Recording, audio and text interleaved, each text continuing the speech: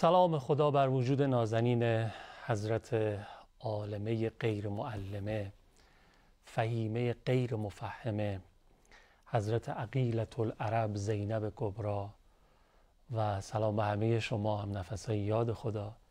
الهی که حالتون خوب باشه، سلامت و تندرست باشید. امشب رو شب وفات شهادت گونه حضرت نائبة الزهرا رو به همه شما به محضر امام زمانمون حضرت حجت عزیزی که خطاب بزرگان و عالمان که به محضرشون شرفیاب شدن فرمودن که در گرفتاری ها واسطه‌ای آبرومند مثل عمم زینب رو به درگاه خدا معرفی بکنید تا خداوند گرفتاریاتون رو برطرف بکنه. به محضر ایشان شب وفات شهادت گونه عمه بزرگوارشون رو تسلیت عرض میکنم و به همه شما امیدوارم که خدا به ما کمک بکنه یه قدری بیش از پیش معارف زینبیمون بیشتر بشه و در مسیری که ایشان بعد از واقعه عاشورا مبلغش بودن و برای ما ترسیم کردن انشاءالله قدم برداریم. خیلی ممنونم از تشریف فرمایی استاد عزیزم آقای نصوری که قدم به چشم من گذاشتن مجدد در این برنامه. آقا سلام، عرض تسلیت و شما. بسم الله الرحمن الرحیم. بندم خدمت شما جناب آقای قوامی سید اولاد پیغمبر عرض تسلیت و سلام دارم محبت و همچنین بیننده های فریختتون. انشالله خدا قسمت کنه بریم کنار قبر حضرت زینب کبری سلام الله علیها عرض ادب کنیم. من وفات حضرت زینب وقتی که میرسه ناخواسته یاد شهدای مدافع حرم میفتیم و چقدر عزیزان به عشق دفاع از حرم عمه جان تلاش کردند و کوشش کردند و خوشا به سعادت اونهایی که در این راه شهید شدن. همون انتظاری که امام زمان داره میگه ولی مستشهدین بین یدی، آماده شهادت باشید. این همون الگویی است که از حضرت زینب کبری سلام الله علیها گرفتن. انشالله که بتونیم رهروان راه خوبی باشیم برای اهل بیت و انشالله حضرت زینب کبری سلام الله علیها شفیعه همه ما باشه در روز قیامت انشالله.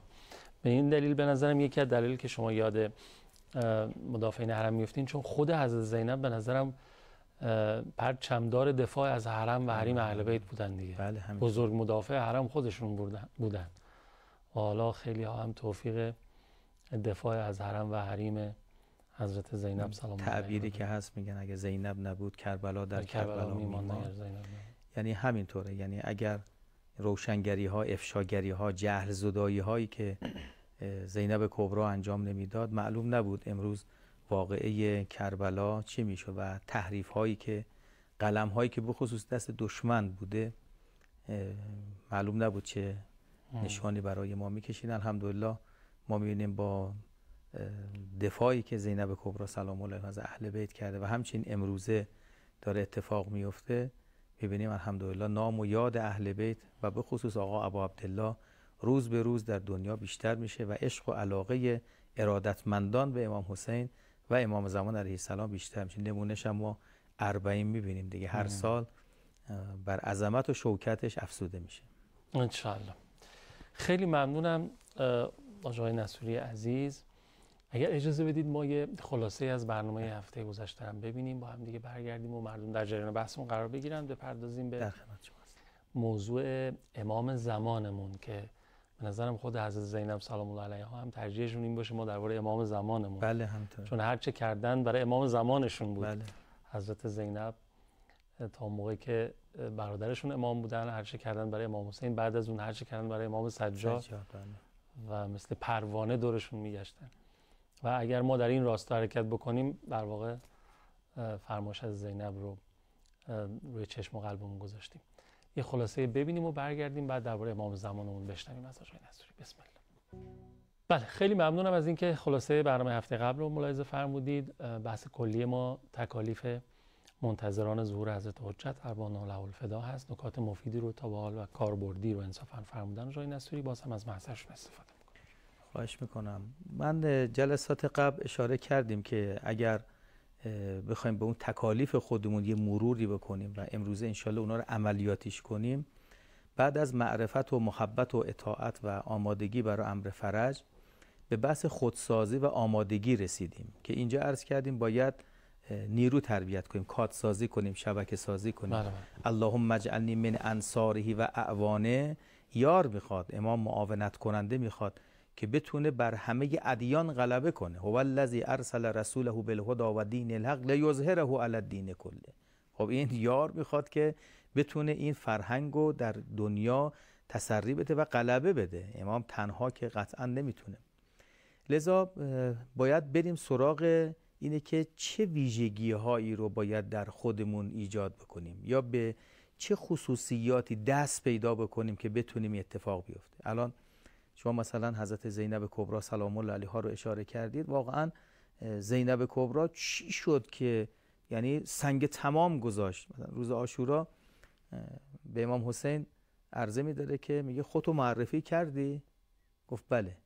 گفتی کی هستی؟ پدرت کیست؟ مادرت کیست؟ پدر اینا رو معرفی کردی؟ گفت بله گفتم.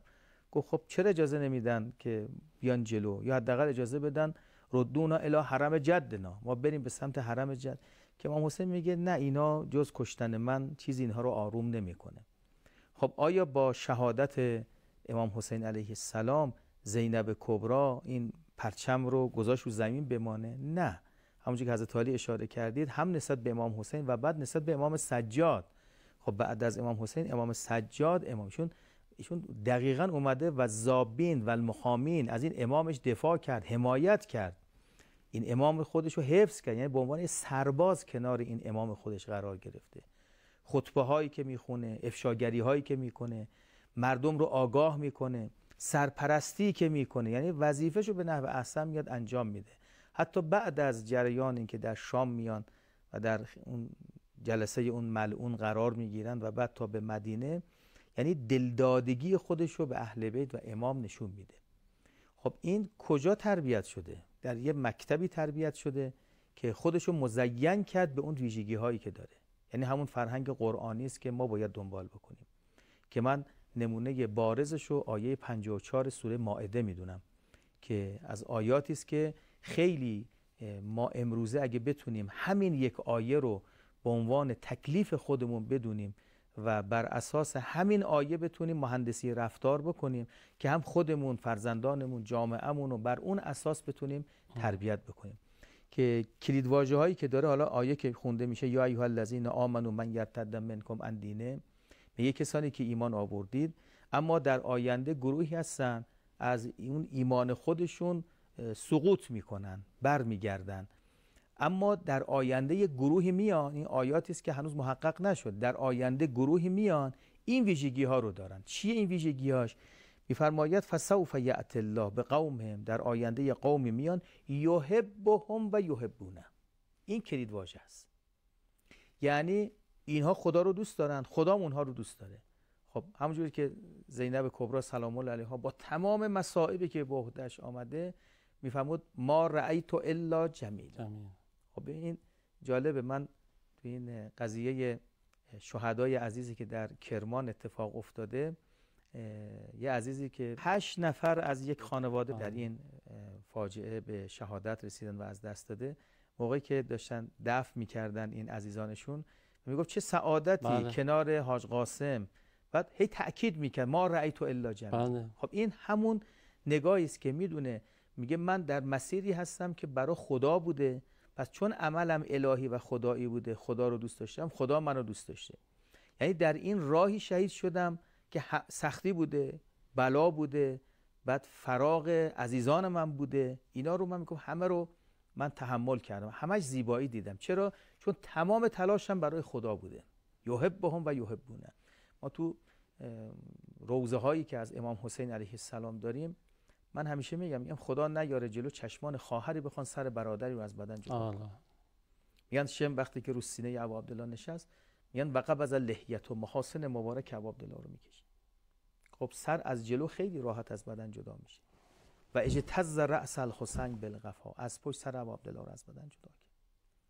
بعد میگم سر رو گرفت و معلقتون علی فرسه، به اسب خودش آویزان کرد. خب این حرکت جلو چشمان یه خواهر، اونم خواهر کی؟ یعنی خواهری که فدا میشد برای امام حسین. یعنی بعد جالبه این حرکات رو دیده، یا لحظه‌ای که از کنار قبور شهدا دارن عبور میکنن خب اینا خیلی سخته، تصورش هم آسیت سخته. طرف سرهای بریده، بدنهای پاره پاره. خب به خصوص بدن ابو عبدالله که سر در بدن نداره، بدنش با اسب تاختن، یعنی حتی بد انجام دادن نسبت به امام حسین علیه السلام. حالا زینب کبری این صحنه ها رو میبینه، داره میده، حالا باید چنان مقاوم باشد که بچه ها رو بتونه سرپرستی کنه.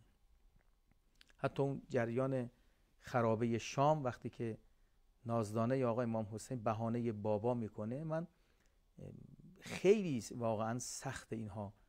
میگن وقتی که حضرت زهرا سلام الله علیها دلتنگ پدر شد، رو کرد به امیرالمومنین گفت علی جان دلم برای پدرم خیلی تنگ شده. میگن حضرت پیراهن نبی اکرم رو آورد داد به حضرت زهرا، گفت حضرت زهرا پیراهن پدر رو دید بویید قش کرد. زهرا شما پیراهن پدر رو دیدی قش کردی، اما نازدانه امام حسین عکس نبود، پیراهن نبود، سر بریده پدر بود. حالا حساب کن تو این جریانات این چینی زینب کبری باید همه اینا رو مدیریت کنه. خیلی حرفه، خیلی حرفه. خب لذا اینا عملش چون همون یحبهم و یحبون نبوده، یعنی کاری که انسان توحید محور بوده، عملش رو خدا دوست داشت، خدا بهش چیز داده، شرح صدر داده، خدا تحملش رو بالا داده.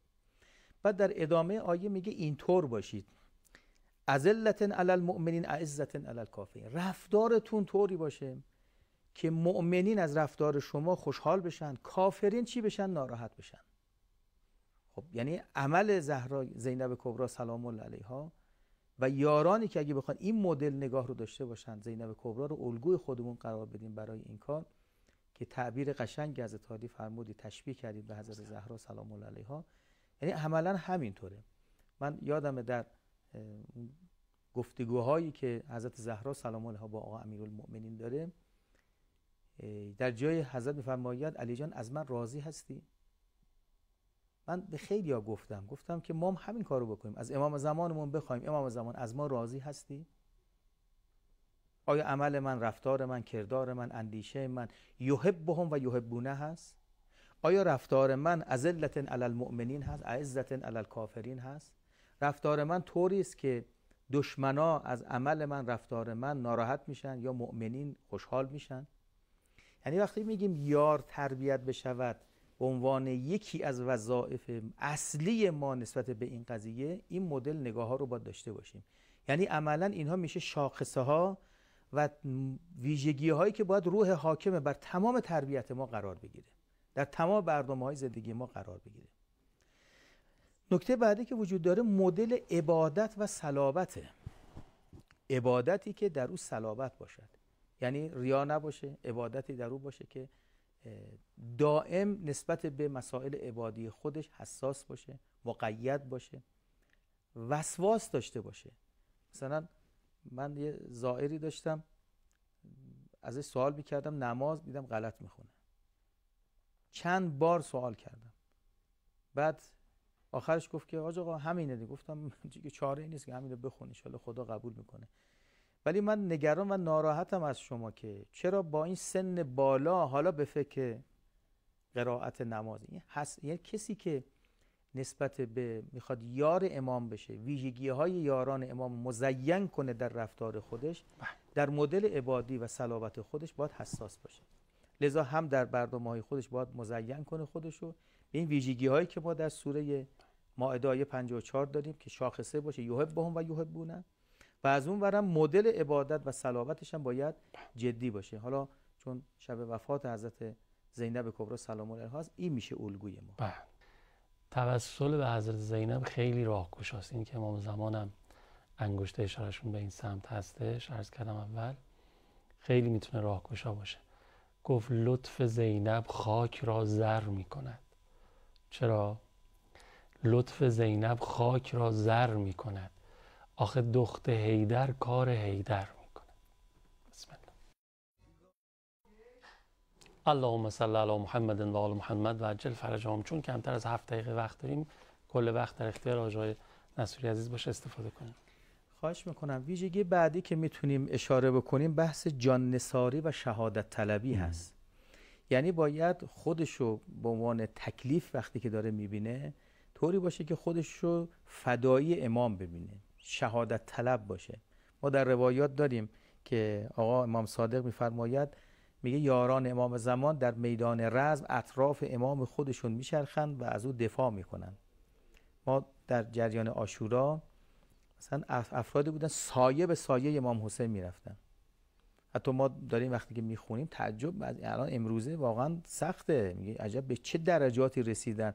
امام نماز میخواند، مقابل امام می ایستد که خود فدا بشود و امام معصوم بمونه. خب این همون ویژگی هایی است که در خودش ایجاد کرده، دنبالش رفتن، تو تربیت شدن. یعنی هم جان نثار است و هم شهادت طلب است، فدایی امام میشه. این آقای قوامی در دعا میخونیم به ابی انت و امی و نفسی و مالی، این خیلی ساده انسان میگه، ولی خب خودم، پدرم، مادرم، هم مالم، همه فدای تو. این همون نگاهی است که من دلبسته به اینها نیستم، فدایی تو هم، عاشق تو هم، در راه تو. نکته دیگری وجود داره، شجاعت و دلیری است. شجاع باشه در برابر دشمن. ما در سوره احزاب آیه 39 میگه در مدل برنامه‌های خودتون در دفاع از امام زمان خودتون، برنامه‌های اعتقادیتون میخواید تبلیغ کنید و در جامعه نشر و نمو داشته باشید، الذین یبلغون رسالات الله و یخشونه ولا یخشون احدا الا الله و کفی بالله حسیبا. این که من محافظه کارانه باشم. شما در خطبه هایی که زینب کبری سلام الله علیها در دفاع از حریم امامت، در دفاع از حریم آرمانهای نبی اکرم اینها رو طراحی کرده، شجاعانه ایستاده. یعنی حتی طوری شده بود که بعضی ها خطبه ها رو وقتی که میشینن میگفتن این کلام انگار کلام آقا امیرالمؤمنینه. بله این از همون مکتبه.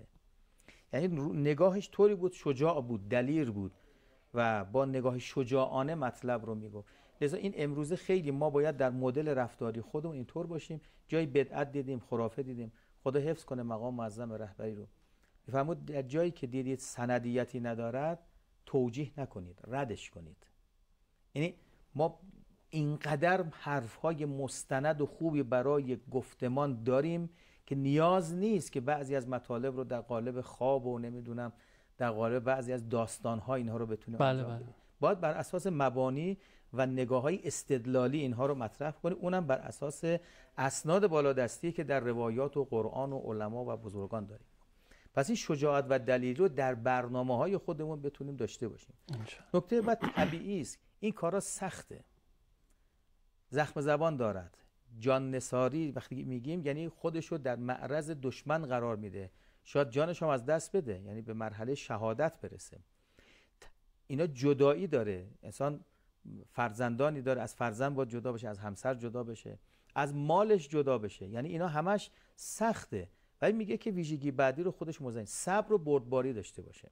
که ما نسبت به صبر و بردباری شب میلاد و امام باقر عرض کردیم به اون آیه 200 سوره آل عمران، اسبروا و صابروا و رابطوا، یعنی باید هم صبر داشته باشه در انجام واجبات، هم صبر در برابر دشمنان که بتونه رابطه‌شو با امام حفظ بکنه.